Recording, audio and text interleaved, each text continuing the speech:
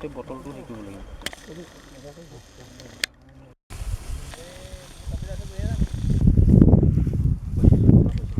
গোটেই ঘটনাটো এনেকুৱা হৈছে, এইটো গৰু পোৱালি যিটো মৰিলে তাত কোনোবাই পয়জন কৰিছে, পয়জন খাই শগুনখিনি মৰিছে।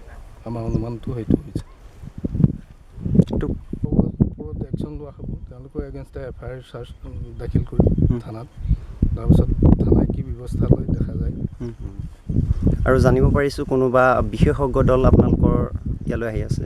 বিশেষজ্ঞ দল তেনেকৈ বিশেষজ্ঞ দল নহয়, আমাৰ ৰেঞ্জৰ ডিভিজন যিটো ষ্টাফ, সেই ষ্টাফটো আহি আছে এতিয়া বৰ্তমান। ইয়াৰ বিশেষ নমুনা আমি সংগ্ৰহ কৰিম, সংগ্ৰহ কৰি ফৰেঞ্চিক লেবৰেটৰীত পঠাম। কি কাৰণে এই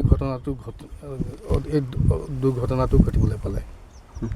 7টা বজাৰ আগতেই আহিছোঁ। আহি পিনে এটা গাঁতত মানে পাইছোঁ 7টা, এটা সেইটো যি আছিলে মুঠতে 8টা উৰি গ'ল 8টা। ইয়াত আছিলে 29টাটোৱে মৰা আৰু এটা উৰি গৈছে ইয়াৰ পৰা পুতি থোৱাৰ পৰা। বৰ্তমানলৈকে সৰ্বমুঠ কিমানটা মৃতভাৱে উদ্ধাৰ কৰিছে? মৃত এতিয়া 29টা মৃত, 30টা মৃত 30টা আৰু 30টা, 2টা উৰি গৈছে, সেইকেইটা জীৱিত অৱস্থাত আছে। আৰু যিবিলাক এতিয়া যিটো আপোনাৰ অলপ মুমূৰ্ষ অৱস্থাত আছে, এইটোতো কিবা ট্ৰিটমেণ্টত এইটো ট্ৰিটমেণ্ট কৰি থকা হৈছে। হয়,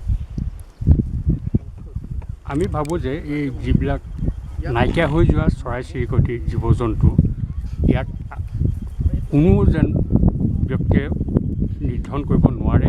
তাৰ বাবে আমি সকলো ৰাইজে সজাগ হৈ চাৰিওফালে প্ৰচাৰ অভিযান চলোৱাটো আমাৰ বিশেষ কৰ্তব্য। থকাটোৰ অৱস্থা অতি গুৰুতৰ। গতিকে আমি ওপৰত আলোচনা কৰি তেখেতলোকৰ দিহামতে চিকিৎসাটো আগবঢ়াইছোঁ।